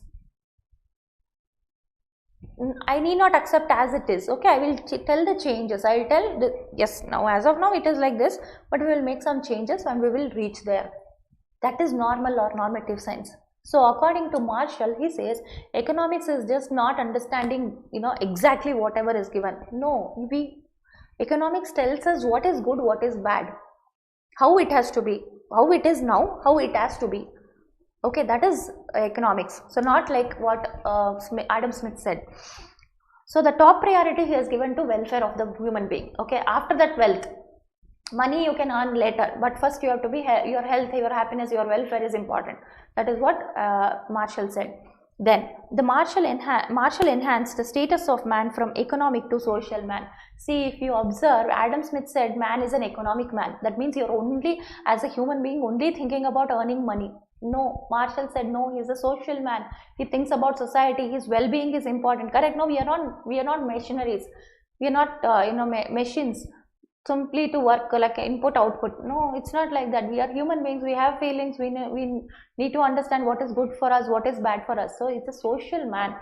So economics is related only to some material goods which promote human welfare. See, whatever material goods or whatever money you are talking about, everything should lead to welfare.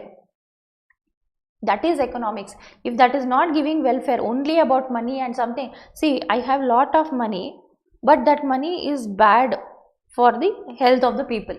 Something I'm manufacturing something, I'm producing something which is creating bad effects on the health of the people.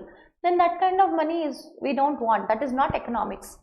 Economics is use material resources, earn money, but keep in mind welfare of the people. What is good for the people, what is not good for the people. So that is economics. But if you observe, our Marshall definition also has a lot of criticism. So we will see that what is the criticism.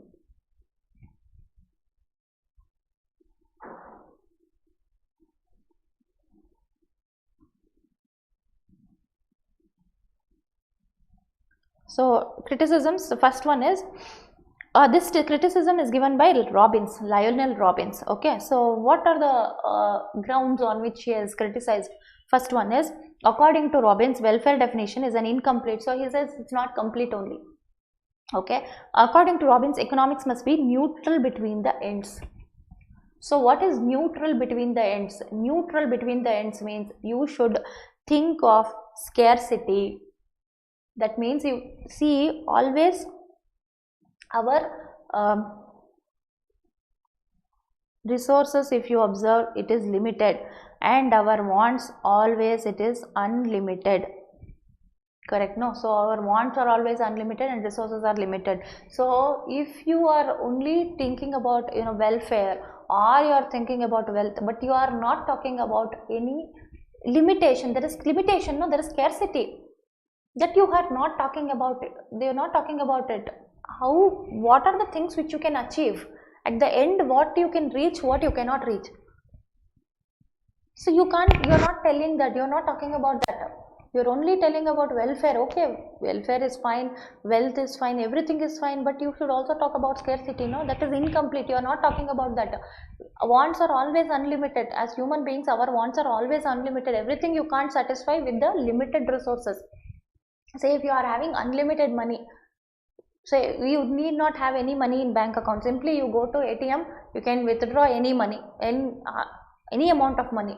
Then okay, fine, whatever you want you can buy. There is no problem only for people. But here it is not that case, no.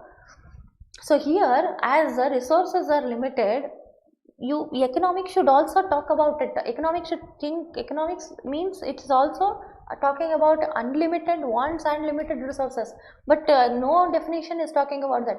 So Robbins told this is incomplete. And Marshall neglected some material goods which do not promote human welfare, but these goods are also produced, exchanged and consumed. So they come under subject matter of, so they also come under the subject matter of economics. So see, for the purpose of welfare, for the purpose of, you know, good of the people, you know, people consume so many things which is actually not good for the health. Okay, so that Marshall did not talk about it. Marshall only said happiness for a person, happiness for the society. Okay, see, for example, if I consume alcohol, if it gives me happiness, that is my welfare, that is my well-being. Daily I need alcohol, then only I feel happy. That means, is it correct? You are only telling welfare. See, in example I told you, like alcohol or educational facilities, first we have to select about educational facility. This is example I told you, but Marshall did not tell all these things. No? Marshall only told whatever is good, whatever gives you happiness, that you do. Happiness, alcohol also gives me happiness. You did not talk about it. Something which is not good for the society, something which is bad, which is having a bad effect on the society, those things can also be consumed, like drugs, narcotic drugs. Yes, it gives people happiness. Those who are addicted to it, it gives happiness to them. So what do you do? What explanation you give for this? What answer you will give for this? This is what Robbins, you know, criticized on these grounds. Okay, next we will go to like cigarettes and alcoholic products. Okay, next we will go to scarcity definition or Robbins definition. So our Robbins, he criticized and he gave his his own definition, one more definition he gave. So we will see what it is. So this definition was given by Lionel Robbins, and he wrote a famous book. Again, all of them have written books, so you should remember the name of the book. He wrote a famous book that is an essay on the nature and significance of the economic science. So that is in 1932 he wrote the book, and he has given the definition. So we will see this, what definition he has given.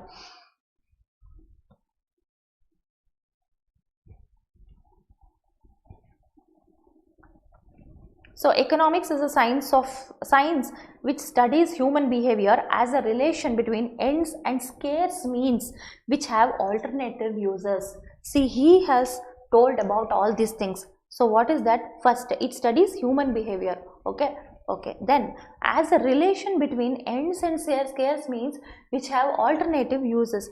What is this alternative uses? That means, see, for example, if you take milk, 1 liter milk you buy, from that you can make curd, or you can drink as it is, or you can make some sweets,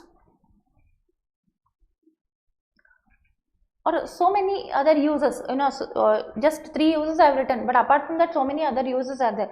So out of this 3 uses, just take alternative uses. You can, same milk people are using for different, like if there are 10 uses,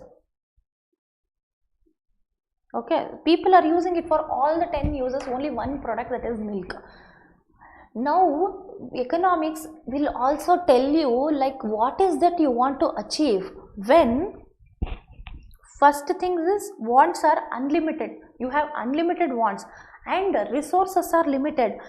and you have all this resource. First of all, first resources is limited, and on top of that, all the resources are having alternative uses.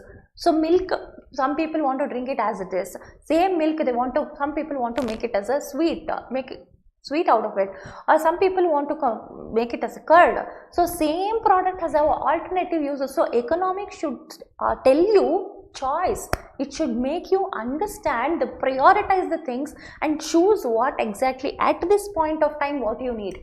That is what economics should tell. Not about only wealth, not about only welfare. You should mainly talk about scarcity here. Nobody is concentrating on that. That is what Robbins told. Nobody is concentrating on scarcity. That is what is very, very important at this juncture. Correct? No? So you are not concentrating on that. That is what Robbins told. So you have to concentrate on wealth. Sorry, you have to concentrate on scarcity. So what is that scarcity? Who is creating that scarcity? Is resources. See, we have unlimited wants. If you give me a packet of milk, I tell you 10 items which I can do from that milk, 10 things how I can use that milk. But one packet of milk cannot satisfy all the wants, no? So the resource is limited, plus the resource is also having alternative uses. This nobody thought about it. Correct, no? So that is what Lionel Robbins said. See, economics is a science of choice. You have resources which is limited, plus those resources are having alternative uses, and we have wants which are completely unlimited. So by keeping in mind all these things, economics should help us to prioritize things and help us choosing what is required, what is not required at this particular point of time. See, everything everybody will require, but at this particular point of time, what is important, what is not. So that is what economics should tell. This is what he told Robbins. So economics is a science. It's a science which studies human behavior in relationship between ends and scarce means. Okay, end and scarce means which have alternative uses. So that means what he says, wants are unlimited, so resources are limited, alternative uses is there, and there is a problem of choice. This is what economics should teach us. Then what are the merits of this definition? What are the advantages, or what are the good points, positive points about the definition? First one, according to this definition, economics is an analytical science and it turns into economics turns into universal science. So analytical science, according to this definition, if you see, economics becomes an analytical science. Analytical science means what? You are developing an analytical mind, you are analyzing things.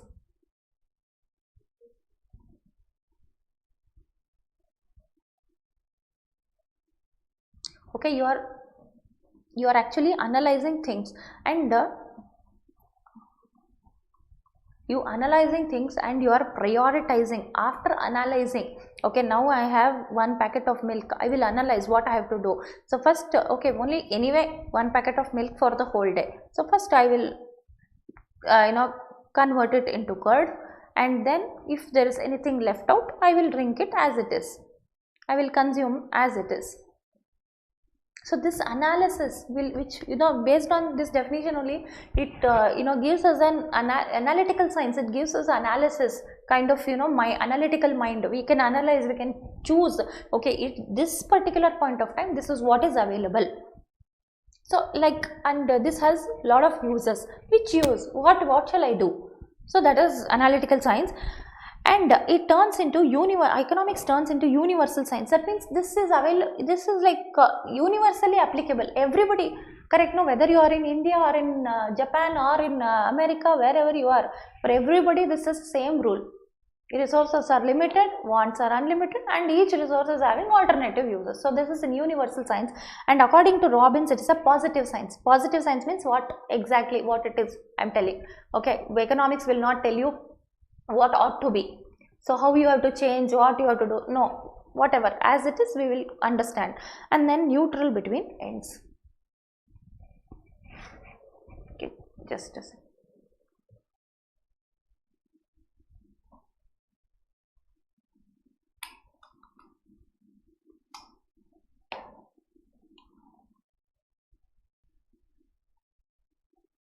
So neutral between ends. Neutral between ends means it is a human wants. End is a human want, what you want to achieve. Okay, human wants and they are unlimited. So that is neutral between ends. Neutral between ends is human wants which are unlimited. They are unlimited in number and they are human wants and they are unlimited in number. So that is neutral between ends, and you have to choose. You have to choose which want I have to satisfy first. So these are the merits. Okay, when you go to criticism, this Robbins definition also has criticism. So we will see what are those criticisms. So first one, it is not universal science. According to Robbins told, it is universal science. Okay, everybody will accept, but other economists, they can criticize, no? So they said no, this is not applicable everywhere. This is not universal science. Then it is not applicable to developed countries. So for developed countries, this they have all the resources. Why they have to worry? Something like that. Okay, so they said it's not applicable to developed countries and not applicable to communist or dictatorship countries. Communist or dictatorship country means every single decision is taken by the government only. So like dictator, okay, whatever they say, like Hitler, whatever they say we have to follow. So there is no decision only. See what I have to do first, what I have to do next. That everything government is deciding or our ruler is deciding. We have no option only. We have no freedom only to think. Then this is not applicable. No, for those kind of countries it's not applicable. And it's not applicable to developing countries like India. In India, it is like more, it's just now it's developing. So you can't think about resources, wants, unlimited, all those things. People are having limited wants only in India because it's still developing, no? You can't have huge wants when you are not earning only much. Then how can you have so much of wants? So for a developing country or already developed country, both it is not applicable. Then it is your same thing, you are telling it in a different manner. That's all. That is old wine in a new bottle. There is no, we are not finding anything interesting, anything new, no interesting or anything new we are finding. That's what it was said. And it also neglected the dynamic concepts. So because of all these things, see, just a second. So it ignored or neglected dynamic concept. Dynamic concept means, see, you can always bring in change. It need not be static, like how production technique was 50 years back or 20 years back. Same thing we are not following now. Correct? No, there are so many changes. So in the same manner, we can bring in changes and we can make same resource. Maybe available resource is same, but we can from the same resource, instead of satisfying one want, you can satisfy two wants. That is possible. So why do you not concentrate on dynamic concepts? So that means more modern techniques if you introduce. Same, it's like for example, by using 1 unit of a product, okay, or 1 second. See, dynamic concept, I will give you an example. See, now by using 2 units of a raw material, we are producing 1 unit of finished good. Okay, so this is completely manual. No machinery, nothing. Okay, so now 2 units of raw material is required to produce 1 unit of finished product. Now, if I go for a modernized machinery, if I buy some machinery, completely automated kind of, okay, now if I buy a machinery completely automated, if I go for a technique, maybe it is saving my wastage. It is saving wastage. That is 1 unit of raw material, if you give it as an input, it is giving you 1 unit of output. Now, so for 1 and 1, if you are achieving 1:1, you are achieving, then you can satisfy more and more human wants. No? Same resource you are using. So instead of 1 unit, you can now in the same place you can produce 2 units.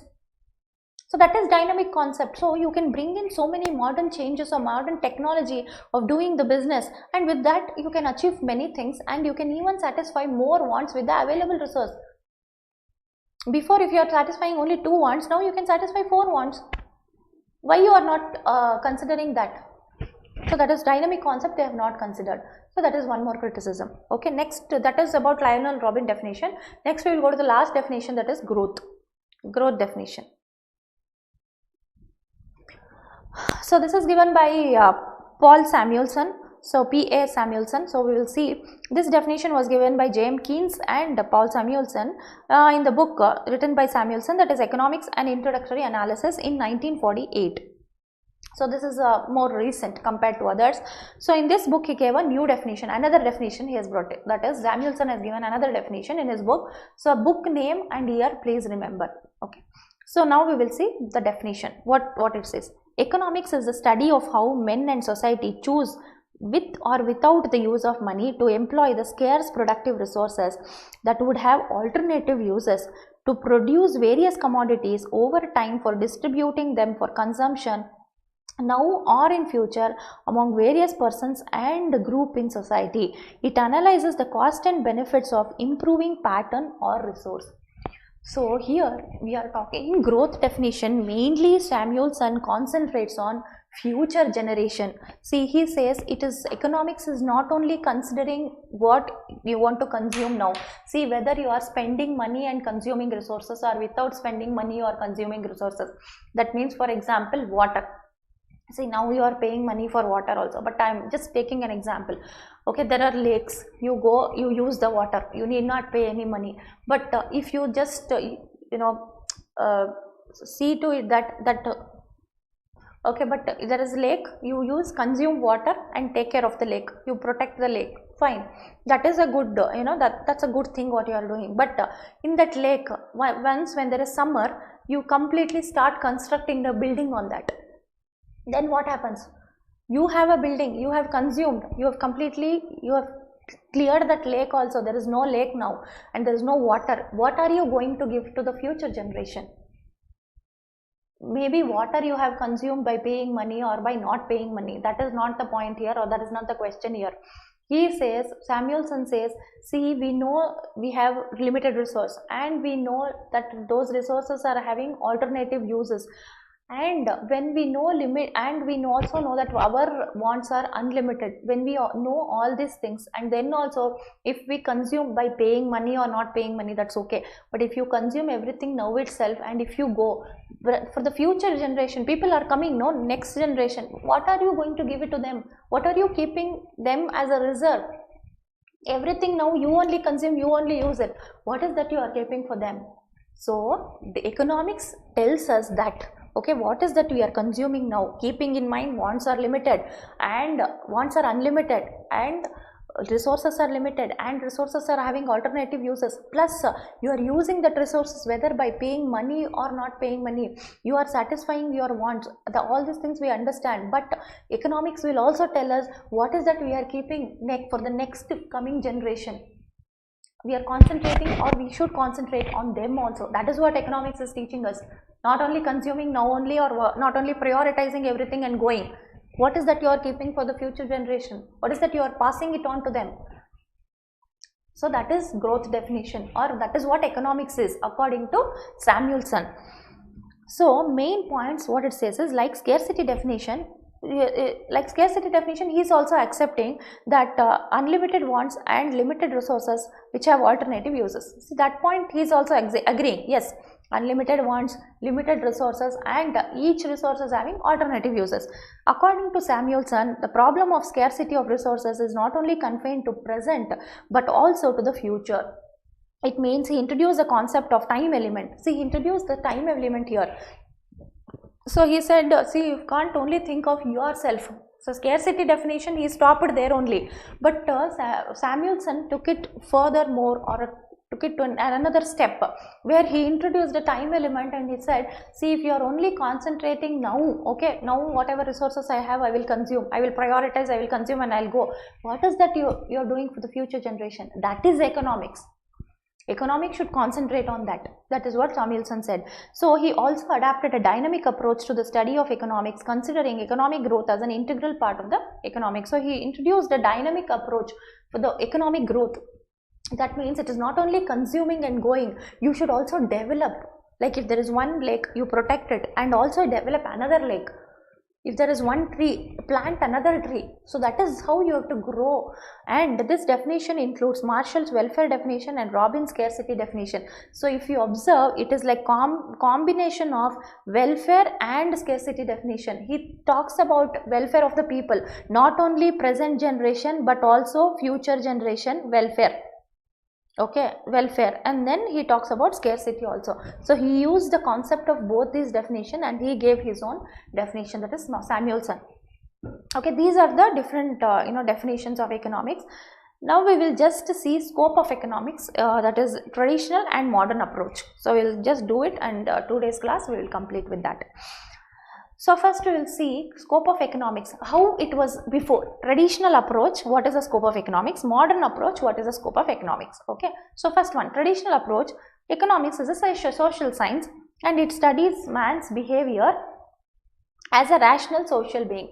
Okay, so economics is social science and his rational social being. See, it studies the man's behavior as a rational social being. That means rational means when we say you are rational, that means you can take a decision like what is good and what is bad.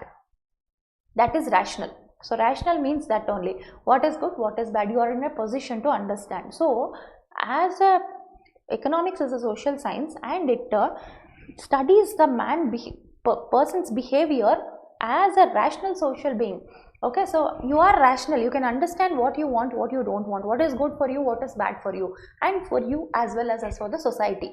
So in that manner we will understand a person's behavior, and it is considered as a science of wealth in relation to human welfare. So traditional approach, if you see, rational judgment of a person, then wealth as well as welfare, both we are considering, and wealth was considered as a means to an end and the end being human welfare. See, in traditional approach, if you see, wealth is important. With wealth, what is that you are achieving? Ultimately you are moving towards welfare. That is what we study in traditional approach. So wealth is a means to achieve welfare. So the scope of an individual, either as a consumer or you as a producer, can optimize his goal in an economic decision. So you can optimize your goal. That means if whatever you want to achieve, you can optimize. Optimize is what? Optimizing thing is reducing the wastage, trying to achieve more and more efficiency. So you take decisions in your business in such a way, maybe as a consumer, if you are taking a decision, you would like to spend less and buy more. As a producer, if you have to take decision, you would like to use less inputs and get maximum output. So as a consumer or as a producer, his goal is an economic decision, and the scope of economic lies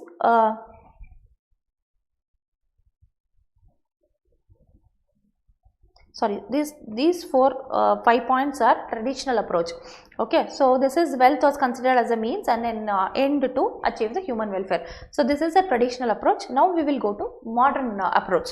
Sorry, I did not tell modern approach. So we will go to modern approach. In modern approach, what we are considering, first point is an individual, whether you take it as a consumer or as a producer, you can optimize the goal. What you are optimizing your goal is an economic decision. That means in modern approach, we are considering both producer as well as a consumer. As a consumer, what economic decision you are taking? You will spend less and take more products. Okay, consume more products. And as a producer, if you use less inputs and try to achieve maximum output. That is modern economics or modern approach. The scope of economics lies in analyzing economic problems and suggesting policy measures. See, these suggestions and all you did not come across in traditional approach. See, scope of economics you can understand from two approaches, older one that is traditional, and now the modern. So in modern approach, if you see, you are understanding and analyzing a problem and you are trying to move towards a proper solution. So social problems can be explained by abstract theoretical tools or by empirical methods. So you can social problems can be explained by abstract theoretical tools. That means abstract theory, like poor becomes poorer if there is no proper distribution of wealth. Poor becomes poor, rich becomes richer. So this is just abstract theoretical tools, or by empirical methods. See, empirical method means actual experience is there. based on actual experience or based on actual demonstration analysis, you take some decision. That is empirical method. Then in classical discussion, economics is a positive science. It seeks to explain what the problem is and how it tends to be solved. In modern time, it is both a positive and a normative science. If you observe, in olden days, people used to concentrate more on telling economics as a positive science. That means whatever they say, as it is, we have to follow. That's all. Economics will not tell how it has to be. Economics will not suggest things. Economics will just explain things, and as it is, we have to accept. But in modern approach, if you see, scope of economics is not only limited to positive approach, it is also taking a normative approach where it is telling this is how it is, but this is how it has to be. So economists of today deal with economic issues not merely as they are, but also how they should be. So now economists, if you see, and their suggestions, if you see, they say, see, this is how it is as of now the situation, but it should not be like this. There should be some changes. So this is a modern economist, what they are doing, or how they are dealing with the modern problems. And welfare economics and growth economics are more normative than positive. See, if you take welfare definition and growth definition, that is the second and fourth definition, if you take, they are more towards normative rather than positive. Even though traditional approach was more towards positive, but now if you take welfare and growth definition also, they are more of normative rather than the positive. Okay, so this is about scope of economics. We have seen definition, we have seen the scope of economics, subject matter of economics. So with this we can end today's class, and the next class we will start with macro microeconomics. Okay, thank you.